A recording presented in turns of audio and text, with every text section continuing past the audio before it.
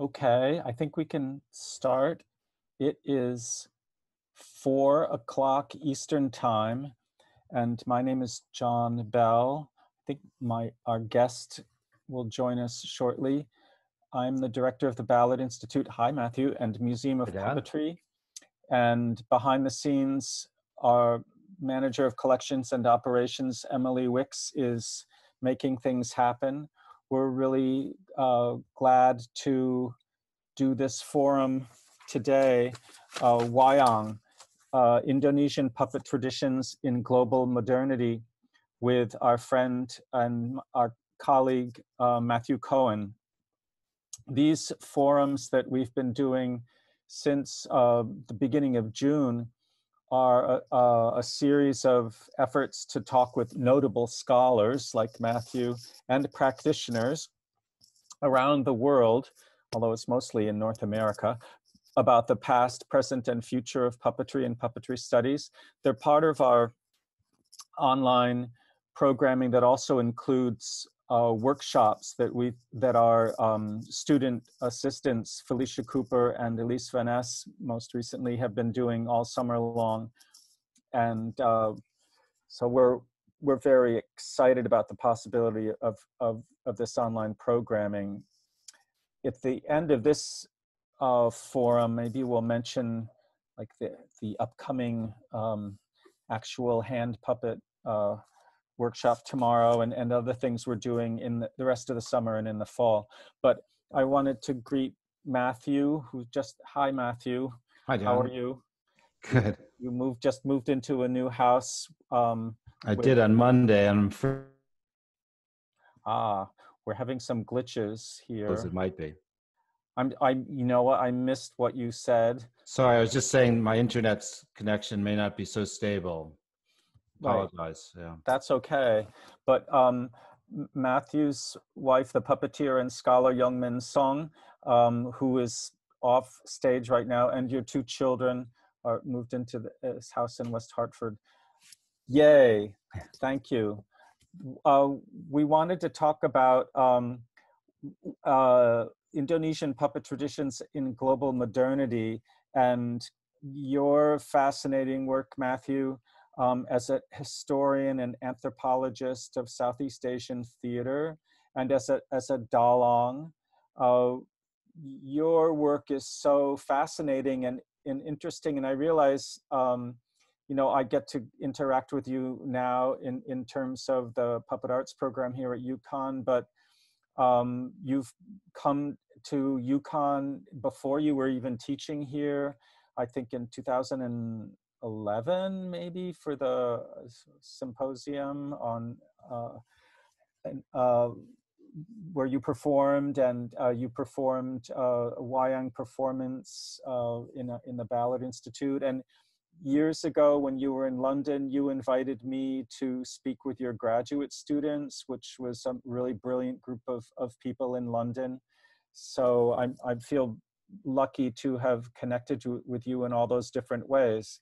And I was interested to know, to learn that you're, you know, Connecticut native, you know, from New Haven, that you studied psychology as an undergraduate, and then anthropology as a graduate student at Yale, which is super interesting because a lot of us in puppetry don't come from those backgrounds.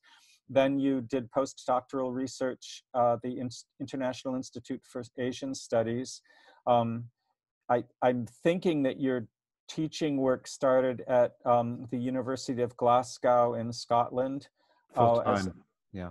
As a theater studies lecturer, and then you were a professor of international theater at Royal Holloway, University of London, which is when I connected with you and you kindly invited me there, and you had developed connections with like Penny Francis, one of our earlier guests, and folks from the toy theater world, and part of that fascinating London puppetry scene.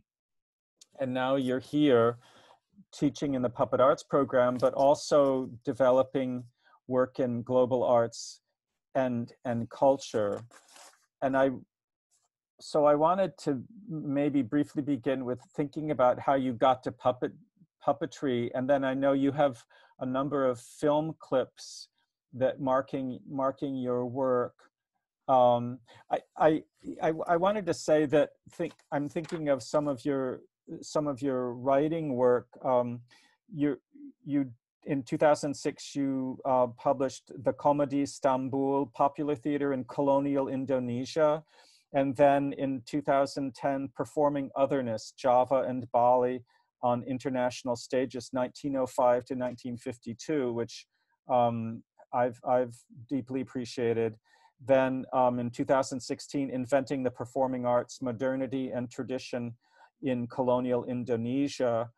And then for our Routledge Companion to Puppetry and Material Performance, you wrote Traditional and Post-Traditional Wayang, Kulit in Java Today. And when we look at Asian puppetry, you know, where most scholars, East and West have been looking at it is, you know, the decline of traditional sort of pre-modern puppet forms, and the sort of despair almost about the disappearing puppetry traditions of China and India and Japan and Indonesia and Southeast Asia. And is that good or is that bad? But in fact, as you've pointed out, puppetry keeps continuing and all sorts of new things are happening. And I mention that because I feel, especially with the Inventing the Performing Arts, the book about early 20th century performance, you do such a brilliant job of looking at, you know, Europeans and Americans thinking about Indonesian performance, and then people in Indonesian artists thinking about performance and how those things connect. It's a really useful and perceptive look at global interactions, kind of an older version of what Terry Silvio is doing in thinking about Potehi or Budaishi, Chinese hand puppet theater, and its relation, as she mentioned a few weeks ago, to contemporary global performance. Talking too much. How did you become interested in puppetry? So it's a long story, but it could be made short. And I was a student at Harvard in the 1980s. We were seeing a lot of things coming from Asia on the stages of the American Repertory Theater in New York. And I became fascinated by these cultures, not only the productions, but the larger cultures around them. And the interculturalists who we were seeing as well. So I saw Peter Brook's Mahabharata at the Brooklyn Academy of Music. Julie Taymor was doing some of her early design work at the ART. Andre Serban was directing also in New York and at Cambridge. And all of these people were really interested and involved in Asia. So I said, well, maybe I should go off to Asia, find out what's going on actually there. And I could have gone to India, I could have gone to China, could have gone to Japan, but for pragmatic reasons, I went off to Indonesia. And I arrived thinking I would be an observer, but my sponsor was a conservatoire. So I said, the question is, when are you going to start your puppetry lessons? So were you thinking of puppetry already before, when you decided to go to Indonesia, or Yeah. was that just of one possibility? Well, I chose to do puppetry with my application was a Fulbright grant, which took me there initially, because I was interested in auteur directors and the idea of one person kind of doing it all: the design, the storytelling, conducting the music, all the animation, really appealed to me. I figured that would be a good place to situate myself, as to try to understand that role. And you're a scholar and a performer. Like, when you were growing up, were you doing musical theater or plays, or were you doing puppetry at all, or tap dancing or something? I did a little bit of directing when I was in college, and some playwriting and composition. My background, my training was more in music, actually. Really? In high school and into college. Okay. I studied musical composition and clarinet. Clarinet? Yeah. I didn't know that. Yeah. Well, everyone has their instruments in the closet there, I guess. Okay. But I left my clarinet in the U.S. when I went off to Indonesia. I figured I could have no use for it. Literally, I know that there was, in fact, a musical genre called tanjidor, Indonesian musical genre. Clarinet is the central instrument. Really? Yeah, so I could have had some use, but I didn't know about that at the time. I know you chose a number of clips, video clips to look at, and I don't know if this is the right time to look at the first one. So I'll set this up a little bit. So I arrive in Indonesia, and this is late 80s, 1988, right after graduating college. Okay. And I'm told to do puppet lessons. And at this time, in the location where I wound up, which is a conservatoire, then known as Academy Seni Karawitan Indonesia, now known as Institute Seni Indonesia, Indonesian Arts Institute. Everyone was interested in very flashy puppet movement. This was the thing at the moment, and battle scenes, which would go on for hours and hours and hours. And the kind of the root source of a lot of this movement was a very eccentric and very anti-authoritarian personality, a puppeteer named Ki Gondo Darman, who in his youth had been a kind of a bandit and had then gravitated to folk theater and eventually found himself doing puppetry and was doing stuff which he was the puppeteer's puppeteer. So he was doing stuff on stage in the spur of the moment with puppets, which no one had thought about doing before, both verbally, but also the spectacular puppet movement. And I want to show a clip of what was kind of the moment. This is a performance he did not long before he died, but it's really the peak of his prowess. So Emily, if you want to cue up clip number 1. So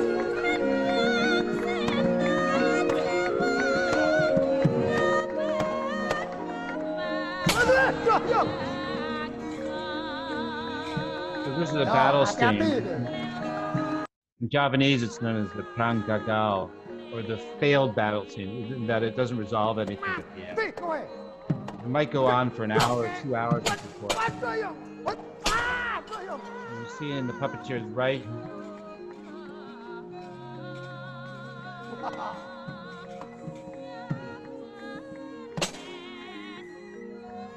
So in the puppeteer's right hand, there's a character known as Setiaki, who's kind of a small but very strong warrior. And he's fighting a generic baddie. And the dexterity of movement, the complexity of the blocking, the very calculated use of the kaprat, his metal instruments, which the puppeteer plays, kind of like little cymbals with his right foot. And you can hear the audience applauding and cheering and laughing because they're seeing things which they've never seen a puppeteer do before, things which are astounding. What exactly is he doing that hasn't been seen before? This very fast movement, the twirls, the use of here's one of his signature gestures. The character puppet actually hits himself, right? Okay. The kind of movement, the humor which he's interjecting in very subtle ways. This kind of dodging. Great.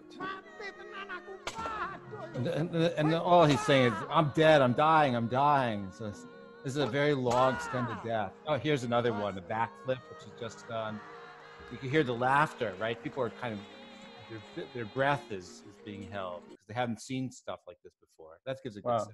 Great. So that was where kind of the culture which was around me. And I spent 2 years with my hands up above my head, trying to emulate this kind of very flashy sabaton or battle movement. Were you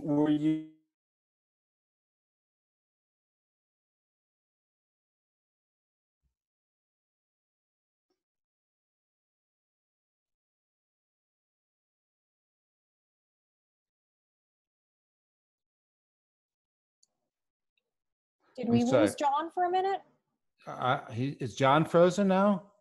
I believe so. Okay, I thought I was frozen, but I'm here. No, but I wonder, Matthew, is it helpful if maybe we watch the next clip while maybe Sure. John hopefully reconnects? Yeah, let's do that. So this was my introduction to Wayang, was this normative style. And then in '93, I moved to a different part of Java, which is a very different Wayang style. And I became much more interested in Wayang as a storytelling art. And here, in my method, and this was for my doctoral field work at Yale University in anthropology, which John mentioned already.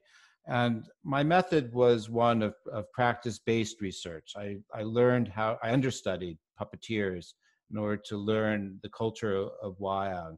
And here in 2016, in a performance at the British Museum, which was held in conjunction with an exhibition, which I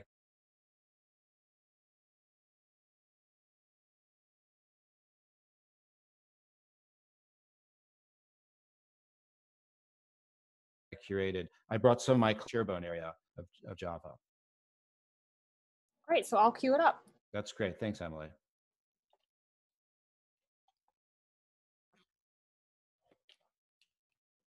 Which makes me so sad. Why are you sad? Well, the gods themselves could not defeat Prabhu Nirwata Kawacha. They could not stand up to him. How is it that I, a mere mortal, can defeat someone who is for all purposes invulnerable? Whoa, my lord, my master. Everyone on earth, even the strongest person has a weakness, has an Achilles heel. Puppeteer? What is it, darling? What's an Achilles? Oh,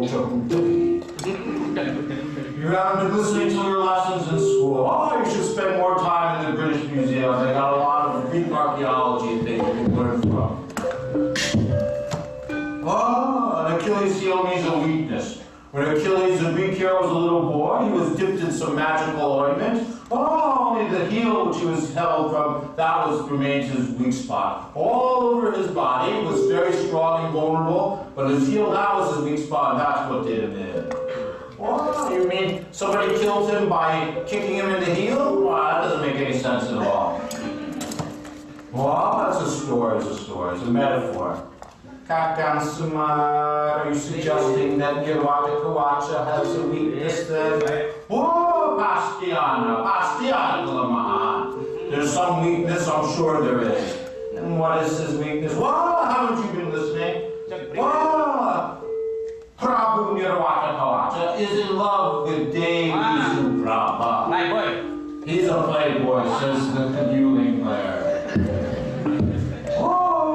All you have to do is find Devi Suprabha, get her to go to bed with him, and ask him to tell her secrets. Oh, and then I'm sure, Ini kolot kamu ini. Ini ketinggalan zaman. Why you want Devi Suprabha to go around sleeping around with men to find out their secrets, like some sort of Matahari or something? Oh, that's crazy, Baba. That's old-fashioned. That's very 20th century. Here we are, it's 2016, Baba. Oh, yeah, Jaman, ini wanita. Yeah, there's a president of America, next president of America, I'm sure it's going to be a woman. And you wanted to send the heavenly nymph off there to sleep with a man to find out his secrets. Whoa, Jaman. Raja kamu nih Bapak. Maaf ya, tapi ya maaf ya. Wow, Reng, dari apa pribadi? Hey, it's easy, Bapak. All you have to do, I'll just take you over there, I'll make you up like a woman, and you can pretend to be Devi Suprabha. Sumono tua, sumono umure. Hey, doesn't matter if you're old, doesn't matter if you're fat, doesn't matter if you only have one tooth in there. I was once a makeup artist, Majikan. I've got a lot of experience in working in a salon.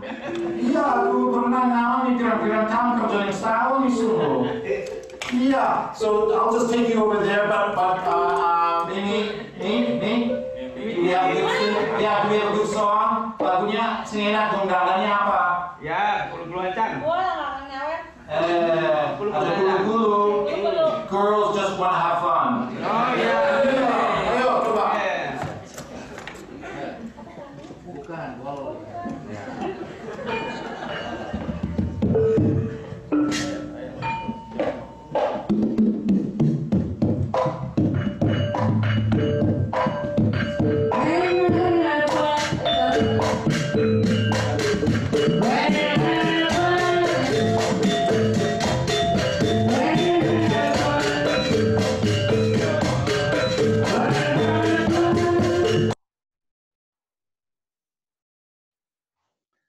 Okay, so that gives you a taste of what this Wayang style from Cirebon is. It's very interactive. You could hear the banter going back and forth between me and the musicians. You could hear also the topical references to the British Museum, references to members of the group, and as well as the interjection of popular songs, which is something also distinctive to this part of Java and its Wayang traditions. And we translated that by having a Cyndi Lauper song, the Girls Just Want to Have Fun. At that moment, some members of this rather conservative audience, actually, the British Museum, got up and left. It was a packed house, but a few people decided that they couldn't deal with the idea of a pop song in a classical Wayang setting. Wow.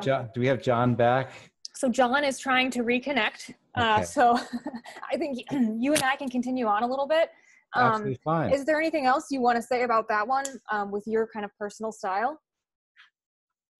No, I think we can go on. I mean, my personal style was one which was coming from a particular cultural area, and so I was working within the form, aspiring to a certain kind of aesthetic. Wonderful. But translating it for this transnational audience. With these Wayang studies, I became very interested in finding other people out there who were also kind of translating between cultures as ways of kind of finding guideposts or comparators to my own journey through Indonesian arts. And eventually that coalesced into a book called Performing Otherness. And I wanted to show an example of one of the figures who I discuss in this book. This is Richard Teshner, who is a Viennese puppeteer, active from the 1910 into the 1940s. And this is a film made of one of his productions, Nawang Wulan, which is actually one of his earliest productions, in which he took the examples of puppets he had purchased in the Netherlands and a book of stories from Javanese mythology, and made his own kind of Wayang in Vienna in this production from 1912. And we'll show clip number 3, where you can see puppets which are enacting the story of Nawang Wulan, which is a Javanese folk tale.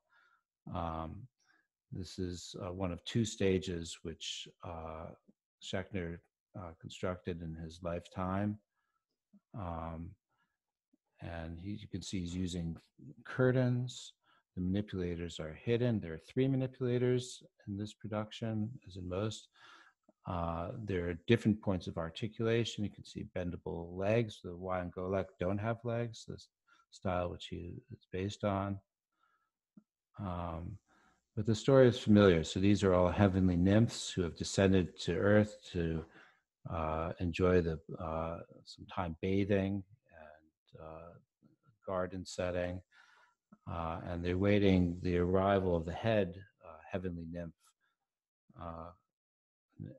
who is about to descend from the heavens in this glorious moment. As they wait, they pass back and forth balls to entertain themselves. So this is Viennese version of Wayang. And here she is in her glorious 3-dimensionality. The costumes are modeled kind of after Javanese costumes, but are been reinterpreted by the Vienna Werkstatt. Here you can see she's being observed.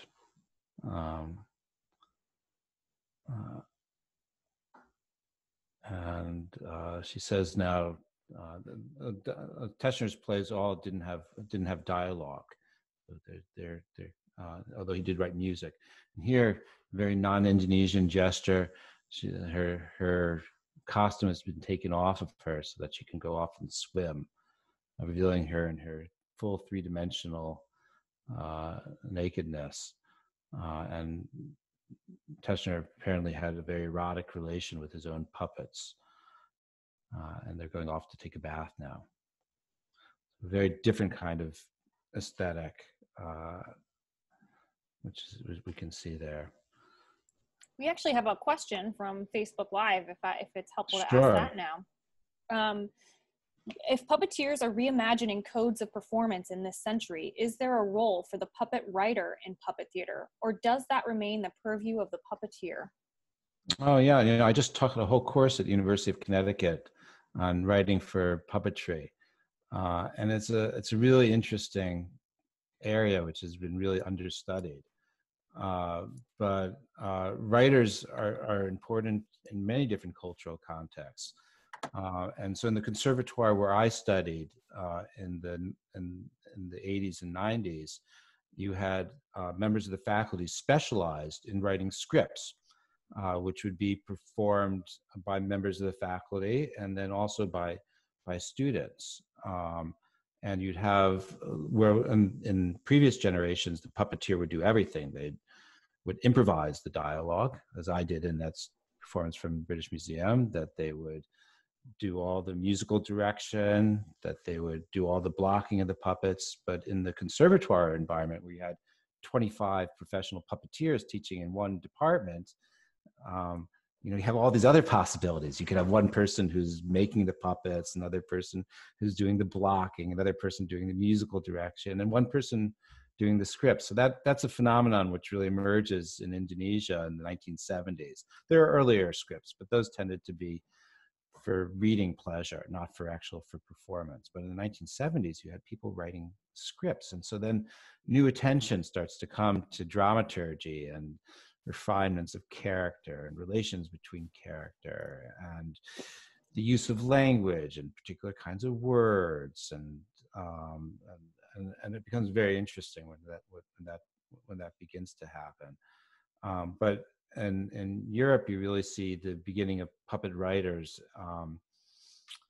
Really, it's a 19th century phenomenon, and it comes about through some particular kinds of cultural institutions in Germany and later in France, where you have people who specialize as puppet writers. And the most famous of them probably was Alfred Jarry, whose early versions and then some of his later versions of his Ubu play were written specifically for puppets. And he himself was a puppeteer, but he was performing plays written by also some of his colleagues as well.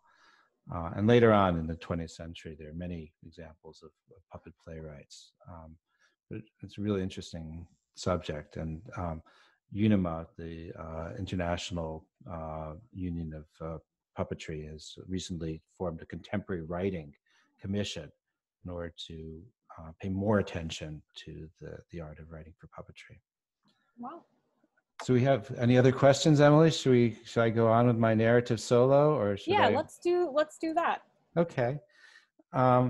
So this historical work, which I was doing on people like Teshner, and trying to figure out how they mediated across cultures and made a life in their art. That was also one of the themes of this book, was life-work balance, or combinations. Hi, John, you're back.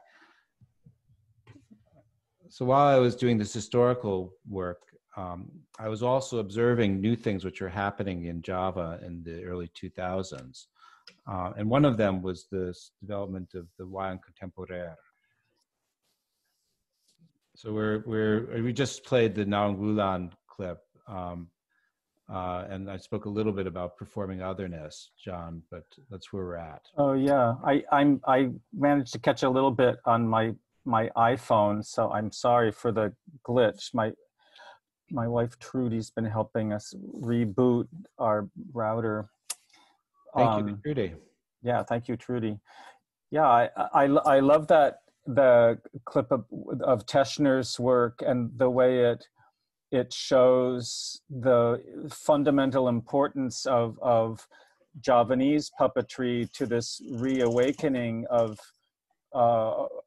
interest in puppetry as an art form that Teshner was so clear about, and which influenced things like Marjorie Batchelder's book Rod Puppets in the Human Theater, and the way that especially United States puppetry opened itself up to being influenced by Asian puppetry, or in a different way, felt okay about appropriating such forms. So great. Okay, so, okay. All right, okay. Wayang contemporaire. Is that where we are? Yeah, that's where we are in the kind of the structure of the video clips which I've put together. Because you, in your essay for the Routledge Companion, you talked about post-traditional, and I thought that was such a fascinating idea. And I think in that essay, you talk about the fact that, and I don't think you're inventing this, but you're noting this, that part of an essential element of traditional is actually change. Because like in colonial days, like I think when the Dutch colonized Java, they helped sort of define Wayang as this sort of the unchanging classical, form, which Europeans have often used as ways of looking at non-Western theater. And then you talk about the fact that change is essential to tradition, and then you develop this whole idea of post-traditional. Yeah. What's that all about? Thanks, John. So I see, and the term post-traditional I take from Anthony Giddens, the British sociologist.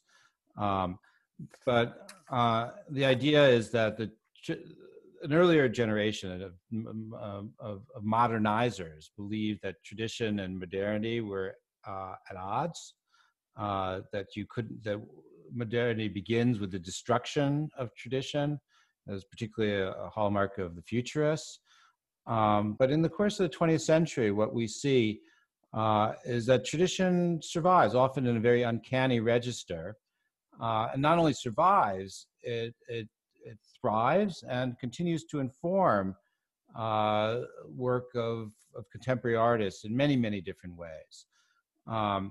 And what I saw in Java and Bali also was kind of something which was remarkable to me, which was that there was this generation of puppeteers who were cosmopolitan, well-educated, who were forward-thinking, who were very keen to collaborate and to enter into discussions with me and many other people who were interested in all sorts of things, but were also immaculately trained in the traditional arts. I mean, the highest degree of technical skills and of deep cultural reservoirs of knowledge. And so you see overnight, within one family, you see, parents who are absolutely fixed in a particular way of working, and their children who are able to do that style and also able to take out those skills and do things which are completely different. I mean, is this like, someone being trained in classical ballet, like having really good technique, but instead of doing the old choreography, using those chops to create new work for the form? So here in our location, right here in the Northeast, right, that there's a developmental thing where you go from the classical to the modern to the postmodern, right? These are people who don't go through the modern. right? They go directly from these classical traditional norms, right, hyperspeed into working in the most contemporary ways. And this to me was really interesting, this generational jump. And these are people who are younger than me, many of them, but people who I felt I could really dialogue with.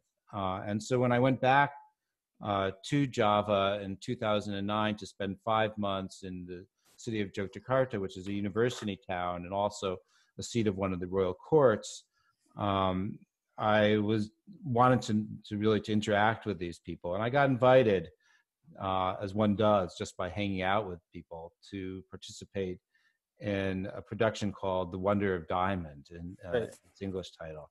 So we'll give you, and this is a collaboration between a couple of traditional puppeteers, Tono and Chatra Kunchoro, with a contemporary artist named Eku Nugroho, whose background actually is in underground comics, but has become one of, and is a muralist as well, but it's become one of Indonesia's best known artists. So if you want to see a little clip of this, you'll see me kind of clowning out alongside of a couple of really, really fine puppeteers.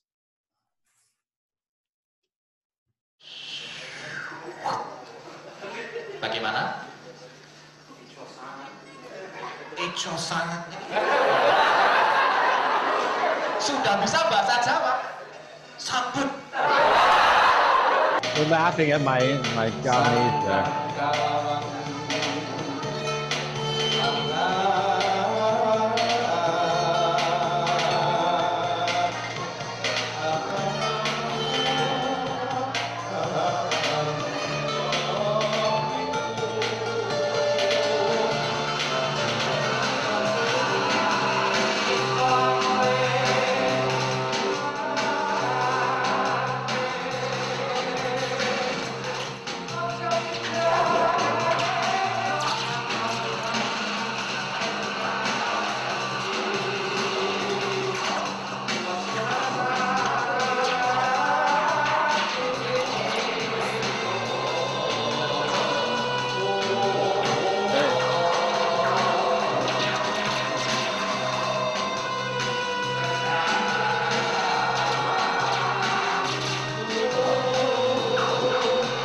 You can see here a mix between human theater and puppetry.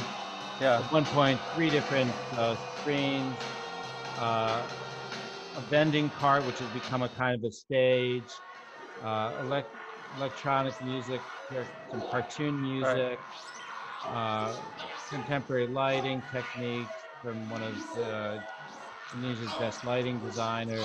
Right. There's some superhero UFO action going on, so a very fragmented narrative, right? Kind of a carnivalesque atmosphere, which is being created. All semi-improvised, serve the moment, but also relying on these amazing puppetry skills. Here we go. You saw the puppet kind of flying across the screen, which is something out of the contemporary puppet theater. Maybe we should we end the clip? Yeah, I think so. Thanks, Emily, very much. Like, it's so fascinating that this is such a different look than what we think of as traditional wayang kulit. And it is like, you're a Western guy, you're an American guy who studied wayang, but it seems like you're welcomed right into this world. And you're, as I think you write in your article, you're collaborating and inventing this piece with these folks. What is the audience thinking? Who is the audience, and what are they coming to this performance with? Yeah, so this is a performance, as a lot of the contemporary wayang performances are, which happens within an art gallery, and it's for the opening of a solo exhibition by Eku Nugroho. I'll take out the catalog here. This is the catalog, it's English title, Hidden Violence, and it's being curated and produced by then a young curator named Alia Swastika, who's now one of Indonesia's better known art curators. Great. And so there's a curious and the puppets later on are included in the exhibition, so they become not only artifacts of a performance, but part of installations, and our take on some of the authenticity because they've been used in performance and used by trained puppeteers, and also are not part of that at the same time because they've already been designated as works of art. So it's a very strange hybrid situation. The audience is mostly young, a lot of students, but a lot of people who are within the art world. Fascinating. I wanted to note that Sutrisno Hartana has been posing some interesting questions, and one of them I think we might want to get to at the end. I just wanted to note that we're not neglecting those.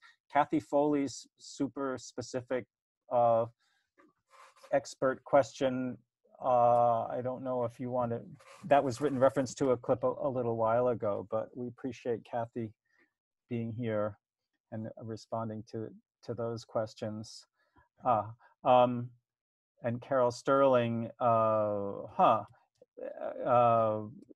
comments and questions. I don't know if we want to interrupt your flow here to address some of those, Matthew. Just Kathy's point is that for Teshner, it was irrelevant how many Widodari or heavenly nymphs were there, that this was an exotic source for him, and he wasn't particularly interested in numerical symbolism. And also, as Kathy points out, their pragmatics said there were 3 manipulators, so 2 puppets each is kind of It seems to me that's part of what happens when with this appropriation or influence welcoming happens, is you sort of get, like with in Dada in 1918 in Zurich, they were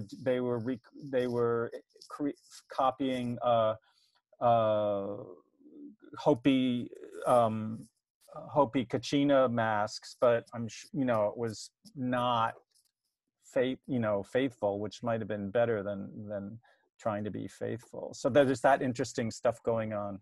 Yeah. So cool. Yeah, no, Java remains a huge inspiration for Teshner throughout his career. He's creating Java-inspired images. But he never went to Indonesia, of course. And probably the closest he got was to see Raden Mas Yojana perform his version of Javanese dance. And Yojana is another character who I discuss in Performing Otherness. I mean, in your analysis of the early 20th century global back and forth, you're talking about Teshner's understanding of Indonesian performance, and with what we just saw with the Wayang Contemporaire, how much of that is Western influence on Indonesian work, or has it become all global? I'm thinking of Terry Silvio talking about the global ramifications of Taiwanese hand puppet theater, like the comic book designs and your being there. I think, these are omnivores in Bauman's terms, right? That the people like Eko Nugroho and Chatur Kunchoro, who worked with me on this Wonder of Diamond, they'll take influences from wherever they arrive. So they're interested in Hong Kong action films and Korean soap dramas and American superheroes. It's not a Western Eastern split for people like this today in Indonesia, at least.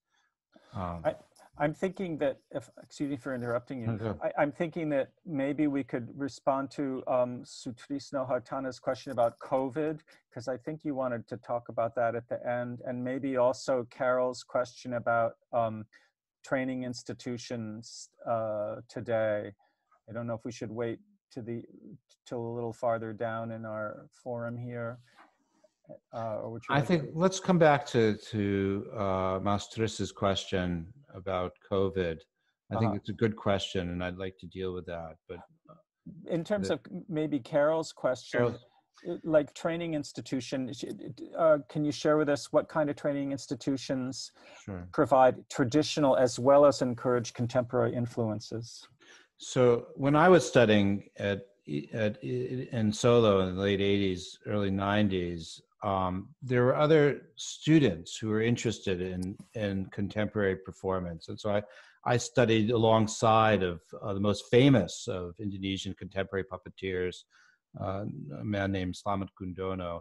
And if you're interested in following that, there's a wonderful website called the Contemporary Wayang Archive, CWA, which was put out by the National University of Singapore, where 3 of his performances are presented with subtitles and footnotes. So there's a scholarly apparatus around it.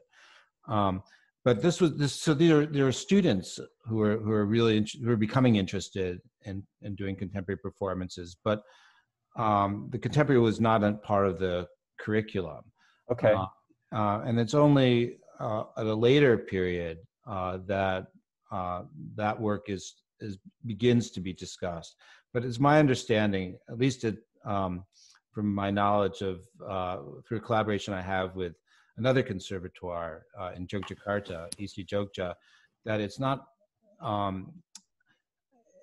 that the emphasis still remains on conservation, and part of that is the stream of funding through the ministries, which see the holding on and preservation of traditions as the purpose of these institutions. Right. It reminds me of what Frank Proshin was talking about last week in terms of his UNESCO work and preserving cultural heritage, and that's a really big deal. So many of the innovators are people who are graduates of these conservatoires, or sometimes dropouts of these conservatoires, or sometimes people who didn't have enough money to get into these conservatoires, but kind of aspired to study there. Because I was thinking in Western or United States contexts, like maybe you would go and study at Juilliard and you'd study, classical piano, and you'd focus on whatever, Mozart or the classic canon, but you might alternately perhaps study modern avant-garde piano, and those would be just 2 options. And it sounds like you're saying in Indonesia, the classical version is okay, but there aren't yet maybe structures for a concerted study of Wayang contemporary. Excuse me. I think that's very fair, and people like Slamet Gundono, he told me, he enjoys, he used the English loanword, enjoys working in both forms. Cool. So there's a pleasure of doing the contemporary and a different kind of pleasure of doing the old stories and the old ways. Yeah, it's so important that we understand that both of these things exist. I feel so lucky to have seen some of your work with the Angst and Angest collection. But what do you want to look at now? Did you want to look at the Dalang in Search of Wayang? No, I think we should go on and talk about the Angst and Angest collection, which is my recent work.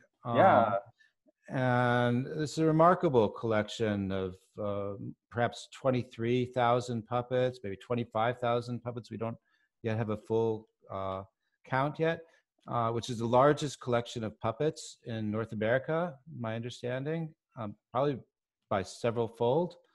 But they're flat and they're 2-dimensional and they're small. Some are flat. There are also some which are round, and some are bigger than others. That's why you can fit a lot. Yeah, that's right. Yeah, the Chinese puppets even more compact, I guess. It's just astounding the way this collection came to be. And you said you met Dr. Walter Angst earlier. What's the significance of this collection, and why is it at Yale in Connecticut? I met Walter on many occasions, actually, in different places, in Holland, in London, and Germany, and Indonesia. He was all over. He was the biggest collector of his times. And he was a biologist professionally, specializing in primates.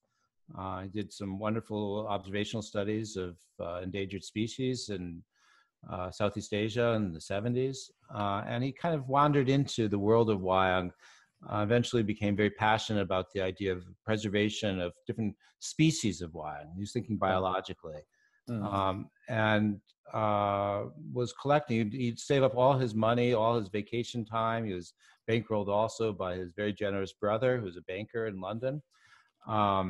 And he amassed a huge study collection, trying to find exemplars of every period, of every style, of every region of the traditional puppet theaters, with some also attention to the modern forms and contemporary forms too. And he died without designation for this collection. Wow.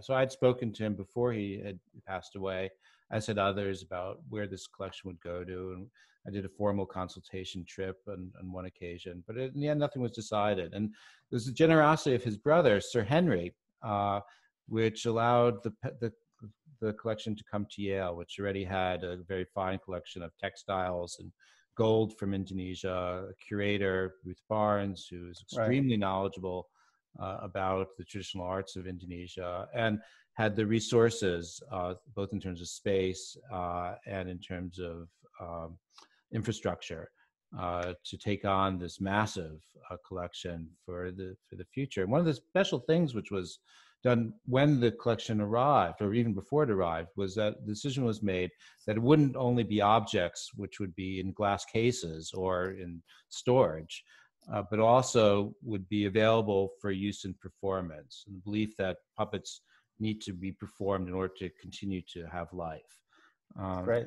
And so I was involved in a number of these performances, and I was the first. And I facilitated the acquisition, but I came to Yale initially as a consultant for the Yale University Art Gallery, then again for the Institute of Sacred Music with a fellowship there, which allowed me to continue my studies.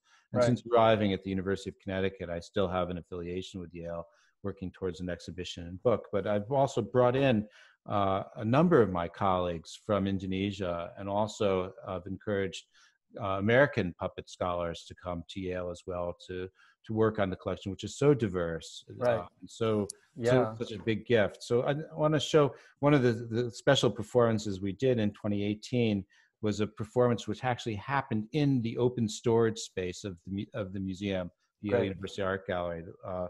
And if we want to cue clip number 6, Emily.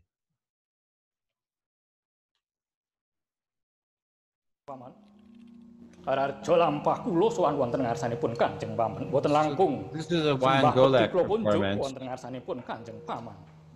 by my colleague, close colleague, Dr. Dewanto Sukistono, who's a lecturer at the Conservatoire in Jogja, as well as being a hereditary puppeteer. His father was a puppeteer, his grandfather, a very, very famous puppeteer. And he's working with puppets from the style of Java, where he studied. He knew the makers of all these puppets personally. Wow. And he's performing in this very energetic style with museum objects. Right. Accompanied by a musician named Garsono, who also coaches the Yale gamelan group. Wonderful. So he brought in some gamelan instruments, and he's performing here with among the glass cases of its open storage space. Who is the audience for this? So the audience, this performance was sponsored by the Institute of Sacred Music, where I was for the year, and my colleague, Dr. Dewanto, spent 3 months also. And so most of the audience are ISM fellows and staff, but also some other people interested in Indonesian culture. I don't know who our audience is today, and what people's knowledge of Wayang is, but in one of the subtitles, one of the lines was something like, "How are things in Mecca?" So this is an Islamic story, and I wondered if you could talk about that, to my mind, sort of complicated and fascinating aspect of Wayang reflecting the fact that Indonesia is the largest Muslim country in the world, and how that works with the overlays of Hindu epic, etc. Yeah, so this is a story of one episode from the story of Amir Hamza, who's a great Persian culture hero, the hero of one of the great world epics. which found its way to Southeast Asia in the 16th century with the arrival of Islam, and is a primary story source for this form of wayang golek and other Indonesian art forms as well. So these puppets were developed within an Islamic context, these three-dimensional rod puppets, wayang golek, and are used to tell stories which are Islamic stories. But interestingly, in this Jogja style, the person who founded that sub-style of wayang golek was himself Christian, and believes that that this wasn't an act of proselytizing, performing these stories, right, but was an act of kind of historical research, and looking at one of the great centers of world culture, ancient Persia. And that, for me, in my naive view of South Asia, that is so fascinating. The overlay of even pre-Hindu belief systems, the Hindu belief systems, Islam, which is so strong, and then even, you know, in the Angst collection, there's Christian puppets, and I think in my naive view, it was like, oh, isn't that wonderful? You know, there's this multicultural, multi-religious system, and the Islamic puppeteers are performing Hindu epics, and but I think it's more complicated than that. No, this is the subject of actually my PhD, which was the relation between why are Hindu tales being performed in Islamic Java? Yeah, that's my question. And it's really interesting how the Hinduism provides a kind of a foil to Islamic ideas. So it's through that dialogue of cultures where Islam is defined, right?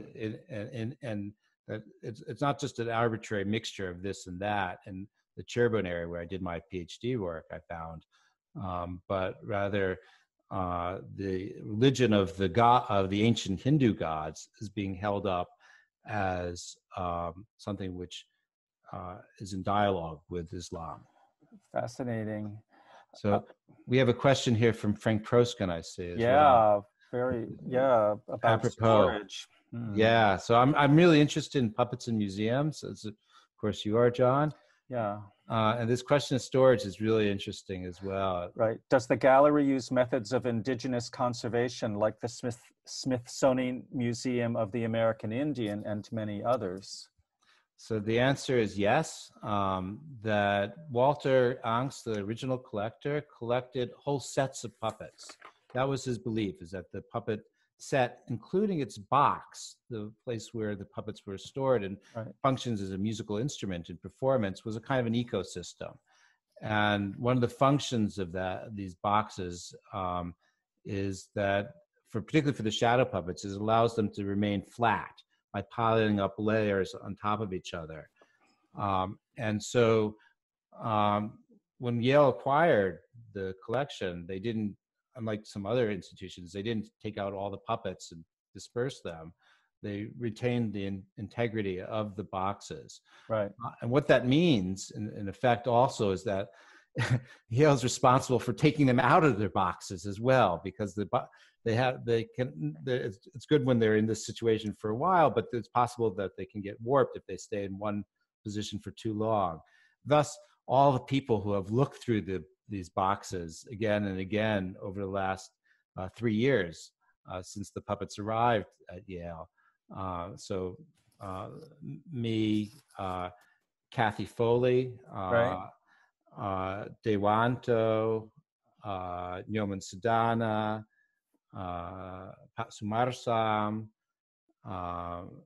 and all the research assistants, Isaac Blood, who is a UConn graduate. Isaac Bloodworth. Bloodworth, sorry.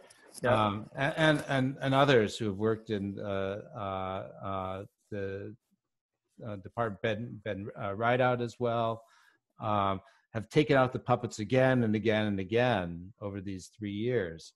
And often, as you saw, are using them in performances or short demonstrations. Is that when Frank Prochon talks about indigenous conservation? Is that what he means? Are there other ramifications of this idea of indigenous conservation? I guess there are other things as well. What Yale isn't doing is keeping in the camphor balls. Those are coming out. The peacock feathers remain. Peacocks feathers are often put in with puppet boxes. Really? Why? Because the bugs will go to the peacock feathers first. Oh, okay. So we'll find peacock feathers or partially consumed peacock feathers in a lot of boxes. Is there, thinking of indigenous conservation and just this spectacular collection which you've been discussing, is it odd for especially the Indonesian scholars and dalangs performers to come to Connecticut, and it's like, wow, here's, it's like the Rock and Roll Hall of Fame or something, but in, Poland instead of Cleveland? Like, is it sort of jarring? Is that an issue at all? Is there a degree to which people say, why isn't this in Indonesia? So there's some of that. There were discussions during Walter's lifetime about repatriating the collection, bringing it back to Indonesia. But his feeling was that there is no institution which could guarantee that it would be preserved as a study collection. And there had been some thefts which had happened in the 2010s, which really were off-putting for him. But at this moment, Yale is committed to digitalizing the whole collection and putting it up online. And I've been putting up my own photos with the permission of Yale online. And there's a huge circulation of images, which is happening on the internet, particularly in Facebook. This is a great resource for puppet makers and puppeteers and puppet fans and puppet scholars. And so these images are just coming in along with thousands of other images into the digital circulation. And that to me is very exciting. That in the past, even getting access to one set of puppets might be very difficult because the puppeteer might say, oh, we have to have special mantras to open up the box. Right. I can only open it up on a special day. Right. And today, any IT savvy person can get thousands and thousands of puppets very quickly on their cellular phones. So that's and we'll be using those pictures to generate other puppets for the future. That this whole question is fascinating to me, and the fact that the Wayang puppet traditions and puppets are so much part of ritual culture. I mentioned, I think, in one of our earlier forums that my friend John Amy from Brown University, when he would come to my classes when I taught at RISD for a while and talk about topeng masks from Bali, he would put all the which he had studied, as so many American scholars did. He put the topeng masks on a table, and then he would light, I think he would light incense, and then he did like puja, or so he had to do this ritual. And I thought that was so wonderful because I don't think it's indigenous conservation, but it was respecting those objects the way they wanted to be respected, which he was totally into, and which was, I think, really interesting for the students to see. Like, it's not just we got some stuff in Bali, here it is, but there are ritual and belief systems connected to these objects. How does that affect your relationship with this work? Sure. So one of my teachers in Java was also at a sideline as a kind of a healer or shaman. And one of the things which happens when you have that position is that people give to you a lot of objects of power, particularly kris or daggers, right? Which they can't cope with because they're too powerful. They cause disturbances. And he gave me one of these kris, which had been given to him because the owner couldn't deal with it. He said it was talking too much. It was keeping him up all night. And he got rid of the spirit which was inhabiting this Chris, but the owner still didn't want to take it. So it got left with him, and he gave it to me.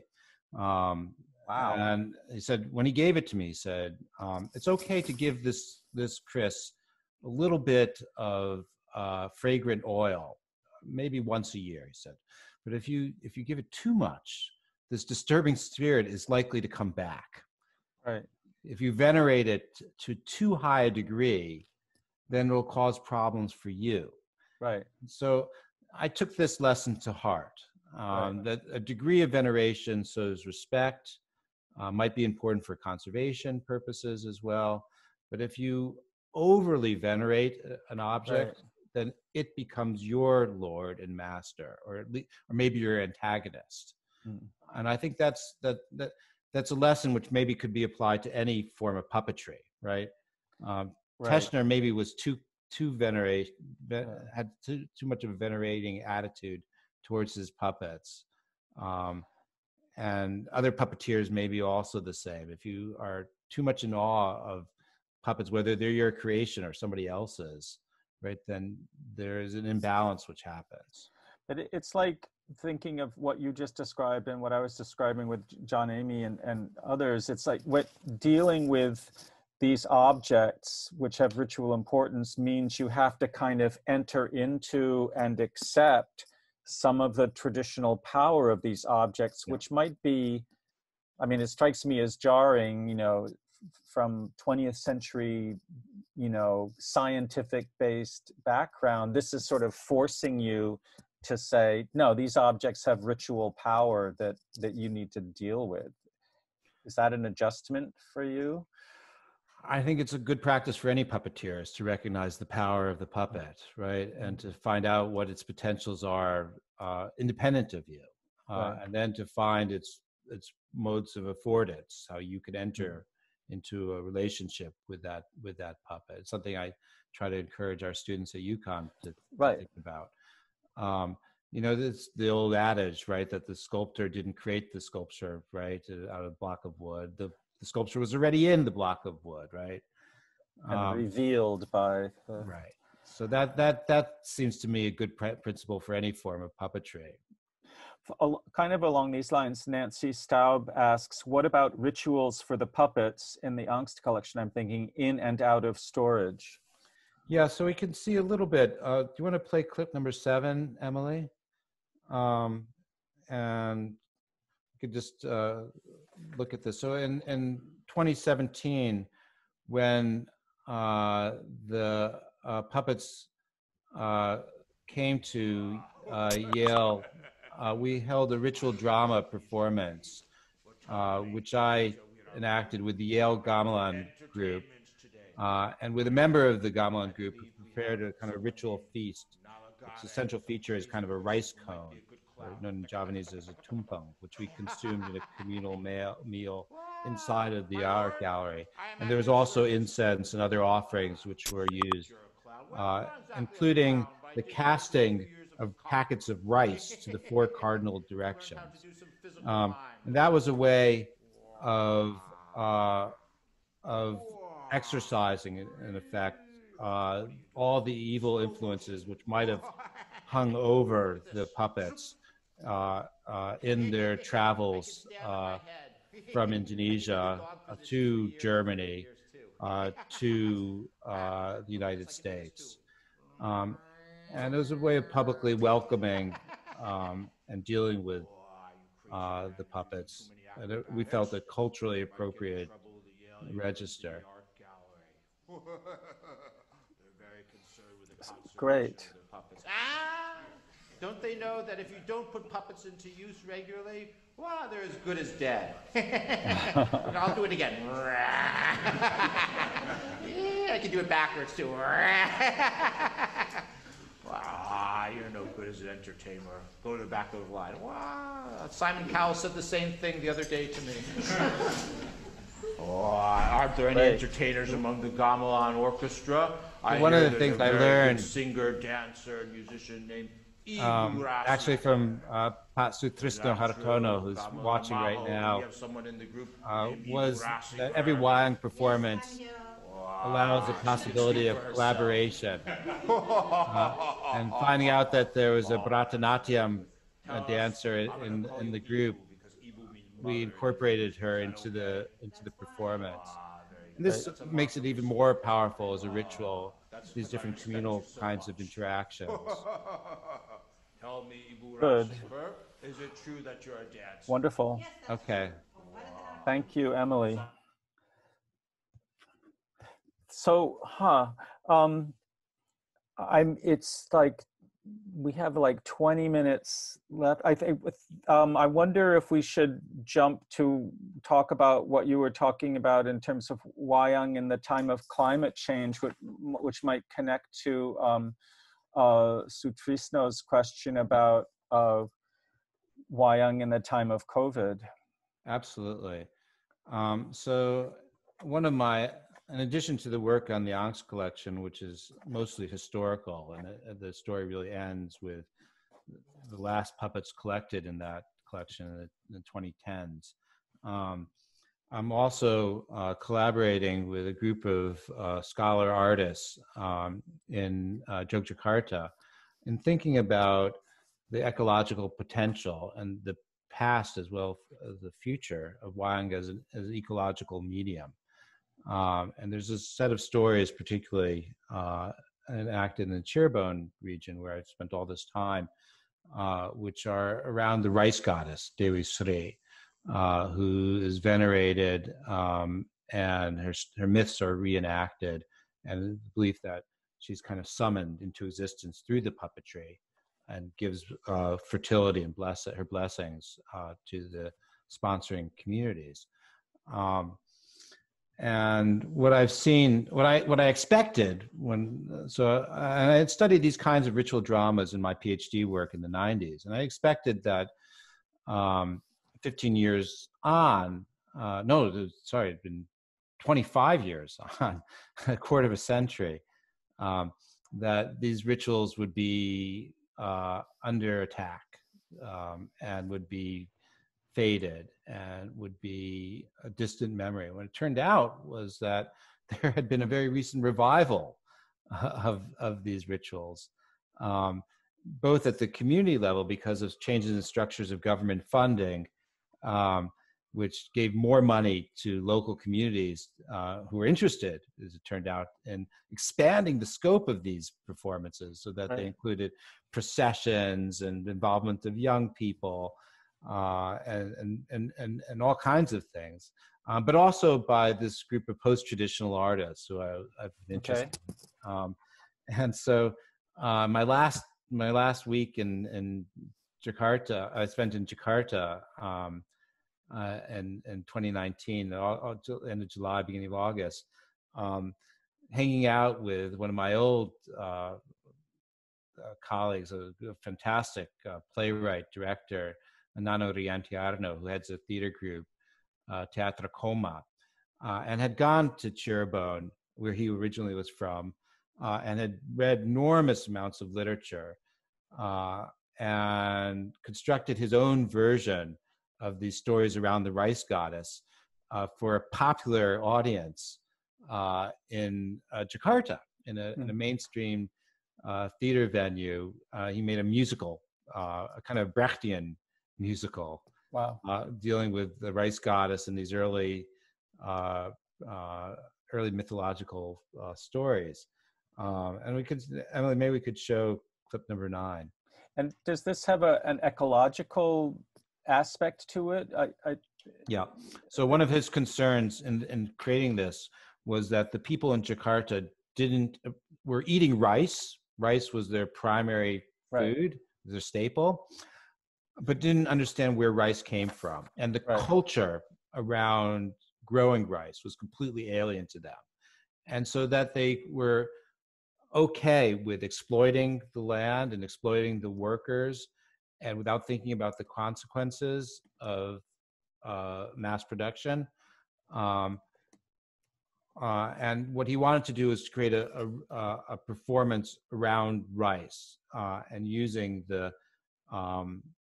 these mythical stories as the frame, and he made it in a form which is based on Wayang, called Wayang Wong. So this is another Wayang form in which instead of puppets, the people perform the roles of the puppets. Let's see it. His version of Wayang Wong. This is 2019.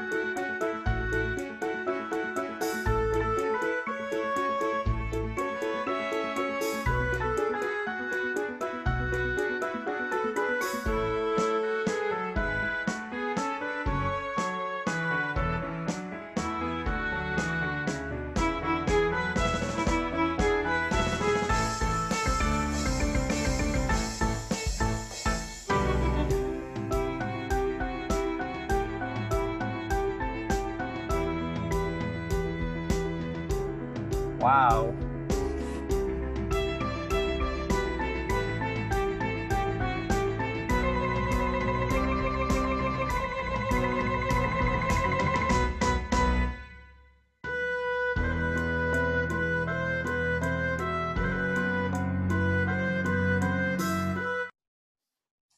So would you also term this Wayang contemporaire or contemporaire? Yeah, I would. There might be some purists out there that say it's not Wayang at all. Right.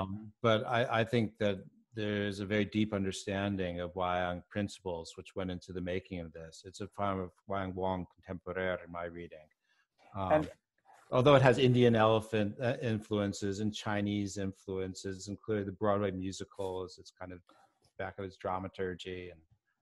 And it's about climate. No, is it specifically about climate change? Is it, you know, that kind of political, ecological work with that's basing itself on traditional Wayang structures and characters, but specifically talking about climate change? Yeah, so Reimagining is a political playwright, and all his work has some political currency. There's a concern about corruption in this play, but really the central concern for him is about the distance between the agrarian sphere and the urban. And what he's trying to do is to bridge this in order that society collectively can think about ecology, including climate change isn't explicitly referenced in this production, but there's a concern with ecology, which I think has a relationship to climate. I saw some, it looked to me like shadow figures of Simar or other clowns in the background. Could this kind of production also go more deeply into puppetry? Yeah, so in some of his other productions, puppets were used, often plastic puppets, which were based on Indonesian models, including on puppets in the Angst collection. So already Tiarno had been using Angst puppets, which had been taken, photographs had been taken by a researcher in Jakarta, came to Tiarno through that route. In this production, he just decided to use projection. So those are projected shadow puppets, in effect. Right. You talked about or suggested thinking about future Wayang studies, and you have this fascinating image of a Kayan, which people may or may not know what that is, but from Susmono, who died 2 years ago, and I found that image to be sort of, in my mind, amazing. Yeah, so this is an image from the Angst collection. It's a Kion, which the puppeteer and puppet designer Ntu Susmono created in 2005 after the tsunami, the so-called Boxing Day tsunami of 2004. And you can see its epicenter is Aceh, with circles spreading out to the whole globe. So it's a representation of event over time, an act of commemoration, recognition of the loss of life and life ways which went along with this terrible tsunami. But it's framed within an Islamic context. So it's a Kion, it's a traditional Javanese puppet used for marking ends and beginnings and transitions, all-purpose prop and set device. But it's around on the top of it, we can see the mosque-like structure with the star and the crescent, which shows that everything, in my reading, my understanding at least, needs to be understood with the perspective of there's something bigger there, which is God. So this is a kind of incredible synthesis of ideas, right? Of a historical event in our time, with a Wayang puppet, traditional puppet, with an Islamic worldview, and it really is a worldview which is there. And to me, seeing a puppet like this reminds me always of how much alive this tradition is, and how its potential to meet the world as we find it. And I guess that's, going back to Masutrisno Hartono's comment about potentially how Wayang can help the economic situation during the pandemic.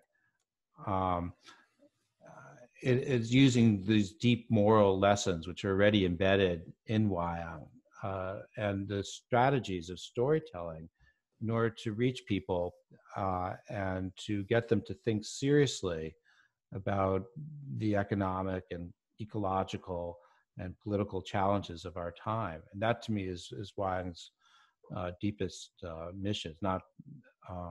It is an entertainment, and that's good at times of crisis. Also, it's good to have entertainment, but it also has this political currency.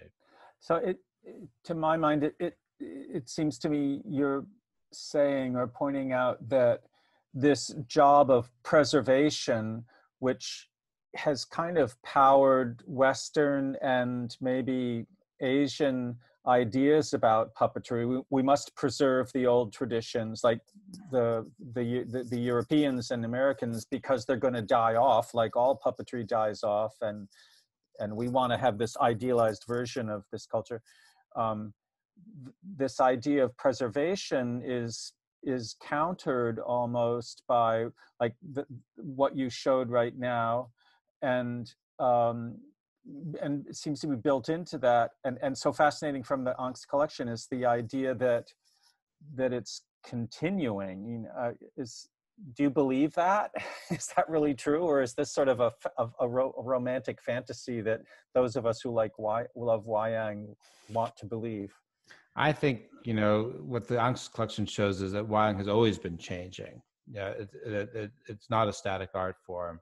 With every generation, we see new things coming into play, and at the same time, there's a belief that the tradition is eternal. It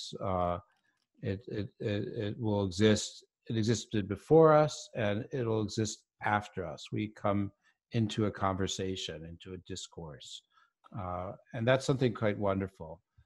I'm thinking we should turn to Sutrisno's comments, and he just posted one. Amidst the anxiety from the COVID-19 pandemic, many local puppeteers in Java are working optimistically side by side to collect donations to support local artists and the financially vulnerable in their home areas, no matter how difficult their situation at this time. Oh, and then there's a link to a donor, a place where you can donate. But I was thinking also, he had, Trisno had earlier asked, and maybe you already answered that, the Wayang that can potentially can help the economic situation, especially during the COVID pandemic, and how local creativity brings Wayang internationally. Yeah, I mean, I think Wayang is international in Indonesia already. I think it's already it's not something which to bring to Wayang. It already is. I think that these are difficult times for everyone, and I'm really grateful to Master Trisno Hartono for the work he's done on behalf of Indonesian artists.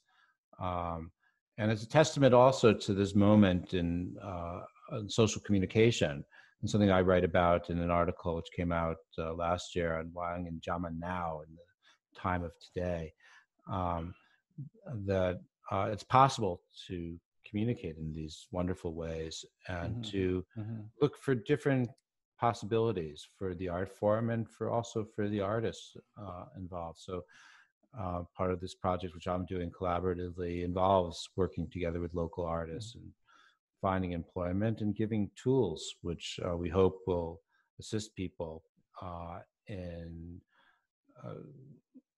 communicating with ecological activists and with NGOs to create ritual events which have ecological relevance.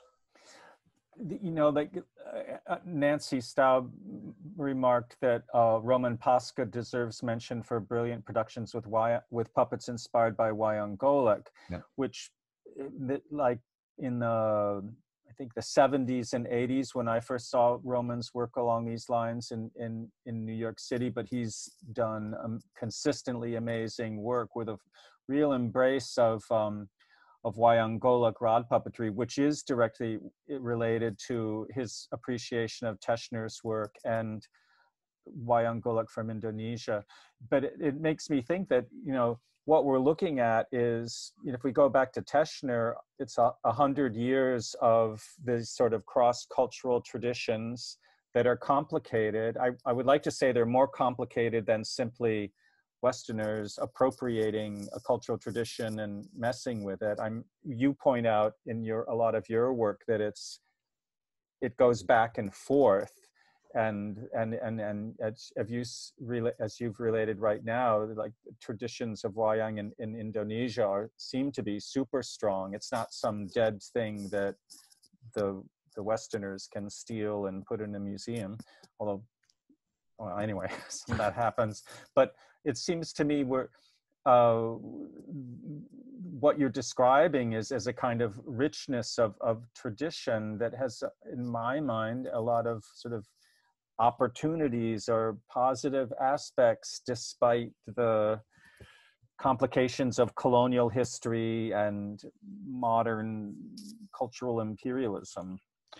I think that culture is not something which disappears when it's imitated. I think and I think my experience in studying in Indonesia over many years now has been a welcomeness to people from outside, learning and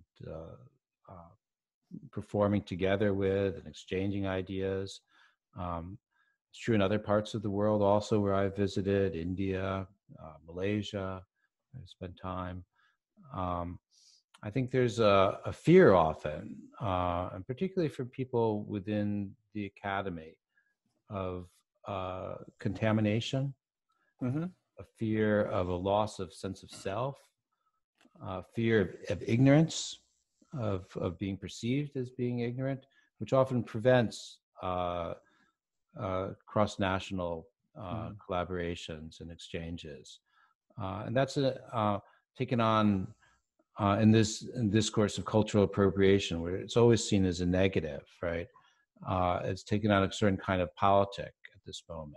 Right. And there are bad things which people have done. Right. There are people who have stolen works of art. Yeah. There are people who have stamped out cultural practices. Right. But there's also this generation of people, and I'm thinking of the generation of John Amy, who you've mentioned already.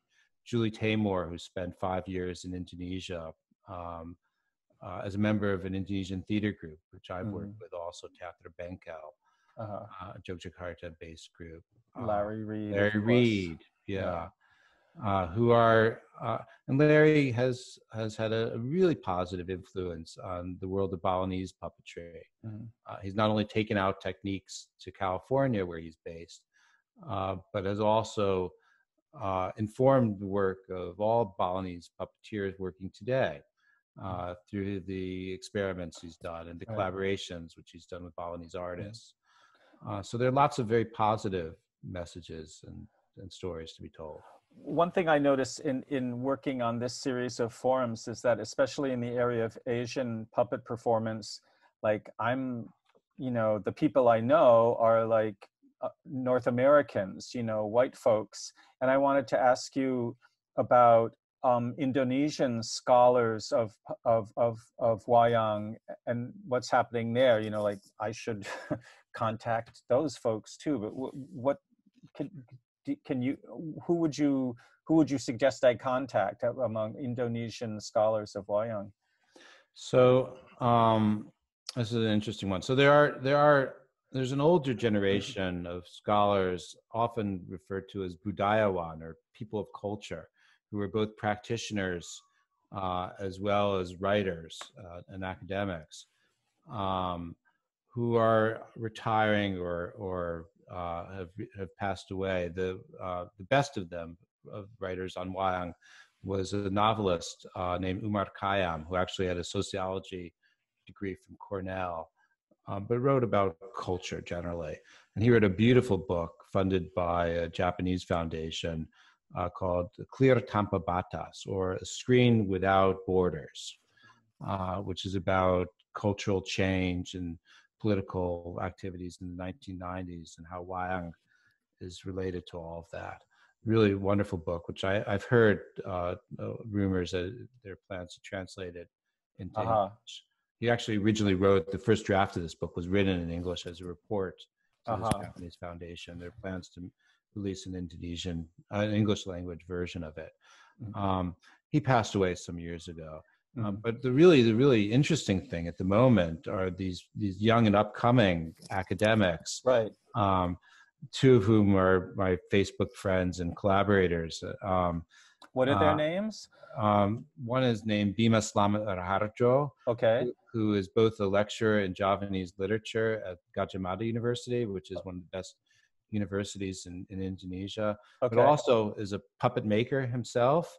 And he holds a position of the chief puppetry officer in one of the royal courts of Yogyakarta, and where you can have things like the royal puppeteer. Right. It's a kind of amazing thing. Like the White House puppeteer. Exactly. No, sorry, digression. Yeah. You were saying there's another scholar too. So the other one, his name is Rudy, who also teaches at Gadjah Mada University, and both of them come out of royal families, but are really good scholars, as well as being very creative artists, and who are very attentive to the minutiae of historical research. They read ancient manuscripts, look very attentively at old puppets, and are collecting the oral lore around puppetry and these different traditions.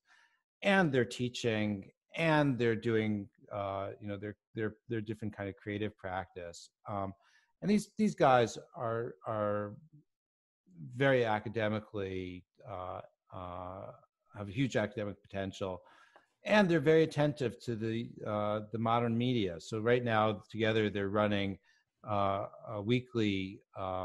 They've opened up one of their courses at Gadjah Mada University, which is being delivered online. This course, as many of our courses are all over the world, and they've opened it up the enrollment in it to any person who wants to attend. And the title of the course is Puppetry Literacy. And wonderful. So they're looking at scripts, the idea of literacy in puppetry as a kind of a concept. They're thinking about the kind of the technical skills of puppetry. They're inviting in guest participants who are talking about their areas of practice and study. But this is a very different kind of approach. This is not about preservation or conservation, but it's about creativity. Wonderful. And it's about appreciation, right? The idea of being literate in the norms of puppetry. So this is really interesting. For me, it's very interesting. These are people who are younger than me, who are just finishing their PhDs as they're teaching, but have really interesting ideas. Claudia Ornstein asks, is it taught in English? No, this is an Indonesian language course, which presumes also knowledge of Javanese. So not for the neophytes, but it's a well-subscribed course. There are people following it all over Indonesia and further afield. Well, maybe a next step would be for us, through the magic of the interwebs, which sometimes breaks down in my experience recently. Sure. Maybe, a next step for us would be to try to connect with such scholars in this type of forum online for a while. We're sort of coming to the end of our time together. So yeah, I would like to thank you, Matthew, very much for this, for me, like, wonderfully enlightening discussion. I'm so happy to, it's, so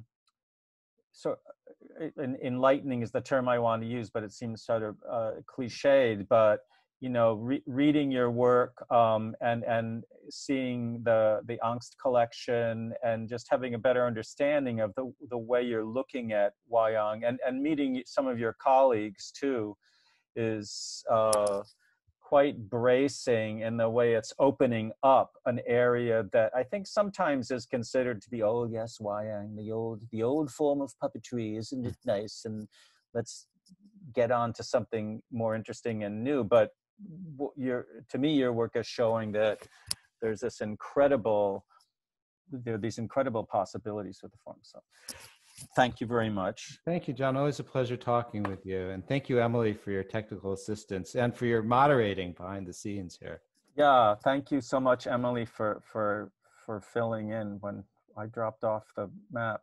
I did want to say that our online program continues tomorrow with our wonderful student Elise Van Ass, who's going to do a literal glove puppet workshop, not because the puppets are literary, but they're actually gloves. And next Thursday, our guest will be Raphaël Fleury from the Institut International de la Marionnette. And then on Wednesday next, the 19th of August, Felicia Cooper and Lise Van Ass will do a Puppets for the Screen performance workshop. Emily posted the link to donations if you'd like to do that. I know that Sutrisno mentioned supporting Indonesian puppeteers during COVID, but thinking of what Emily mentioned, if you would like to help make a donation for some of this online programming that we've been doing weekly for the past 5 months, please feel free to do so. We appreciate it greatly. And thanks everyone for watching. Thanks again to Matthew. Thank you to Emily behind the scenes doing so much. And we'll look forward to more such events. Thank you very much, Matthew. Appreciate it. Best wishes to your family. Thank you. Yay. Yay. Thank you.